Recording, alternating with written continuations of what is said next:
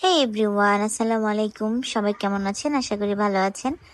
আজকে আমার একটি নতুন বাবুর পার্সেল, তাই সে সারা দিচ্ছে। বুঝতেই পাচ্ছেন আমাদের কি পার্সেল হতে পারে। তো আমি দারাজ থেকে বাবুর জন্যই কিছু অর্ডার করেছি, আপনাদের দেখাবো। তো বাবুর জন্য আমি দারাজ থেকে, আসলে দারাজে অনেকে অর্ডার করে ভাবেন যে আসলে কয়েকবার ডেলিভারি চার্জ দিতে হয়। আমি তো একটি পেজ থেকে অর্ডার করেছি, তার জন্য আমাকে ডেলিভারি চার্জ একবারই দিতে হয়েছে। তো আমি এই দুইটা পট নিয়েছি বাবুর দুধ রাখার জন্য। আর এটা হলো মিল্ক কালেক্টর, বেস্ট ফিডিং যারা করছেন তারা জানেন। আর এটা হচ্ছে নসেল, এটা নাকের বাচ্চার ময়লা আনার জন্য।